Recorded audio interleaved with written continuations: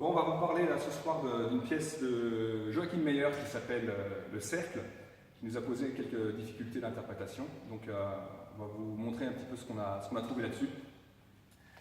Dans la pièce du cercle, il est indiqué qu'au départ, les deux adversaires sont en liage haut. Alors le liage haut, évidemment, on ne pouvait pas rentrer comme ça, parce que ça voulait dire que l'intention première aurait été de viser l'épée en haut, ou le ciel, ou quoi que ce soit, et donc de ne pas viser la tête de l'adversaire, ce qui n'était pas crédible. Donc on va partir d'une garde haute selon Meyer, et on va imaginer que les deux adversaires se frappent à la tête. Donc on se retrouve ici effectivement en binden, à savoir dans le liage. Il est précisé aussi que pour faire la pièce, il faut être en dessous dans le liage. Donc être en dessous dans le liage, pour moi, ça veut dire que c'est lui qui gagne le centre. Si je gagne le centre, je me retrouve au-dessus. S'il gagne le centre, c'est lui qui se retrouve au-dessus. Ensuite, il est indiqué effectivement que le liage est haut. Donc s'il est haut, ça veut dire qu'il y a forcément une reprise de distance des adversaires pour réarmer. Alors, on est chez Joachim Meyer, donc on imagine qu'il ne va pas y avoir le Zornao au visage. On va imaginer effectivement qu'on va plus être sur des frappes qui vont être faites alentour. Donc là, les adversaires vont reculer et vont avoir naturellement tendance à lever les épées. Pourquoi? Parce que l'objectif derrière, ne bouge pas Nicolas, c'est de venir réarmer pour frapper.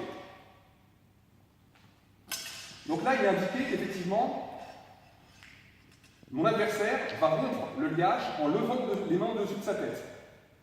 Donc là, ça veut dire forcément qu'il n'est plus à distance, ce qui explique la reprise de distance. Donc là, je lève aussi, et là, je vais effectuer le même geste que le coup tordu, à savoir les bras croisés et la pointe et le faux tranchant qui descendent vers l'oreille de mon adversaire. C'est très important que ce soit un mouvement descendant, parce que sinon, si c'était un mouvement montant, la finalité est la même, mais dans le geste, venant d'en bas, ce serait un Unterau. Or, il est bien indiqué que c'est un coup venant du haut. Donc c'est un Kumpao. Je vais venir ici, à l'oreille de mon adversaire, qui lui, naturellement, pour éviter ça, va se déplacer et vouloir suivre mon épée. Et c'est là que je vais effectuer le cercle pour venir le toucher à la tête par un Oberau et finir par un Zwerchhau. C'est la description de la pièce. Donc revoyons la pièce de manière un peu plus rapide. On est à distance, on vient frapper. On reprend, je descends, on vient me chercher. Poum, poum. Et je viens ici finir. Alors ce qui est intéressant dans cette pièce, c'est que, vous le savez, sur une menace de pointe, mettons en front tag, sur une menace de pointe, ici, on pourrait presque imaginer que j'ai une position de Ox. Ox, je serais plus en retrait. Mais ici, s'il veut me casser Ox, les sources disent qu'il faut faire un coup tordu. Donc fais-moi un coup tordu sur les mains. Boum. Voilà typiquement le contre pour sortir de la pièce. Le cercle va me permettre justement d'éviter qu'il me fasse ce coup tordu. Parce que si je reste là et j'essaie de le suivre, lui il sort et il vient me choper à la tête, voilà, en Kumpao.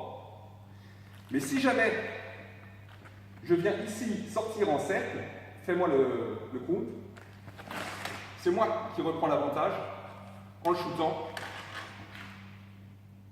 et en le finissant avec un Zwerchhau. Donc voilà des petites interprétations sur le cercle selon Joachim Meyer. Et puis, Anthony, tu peux éteindre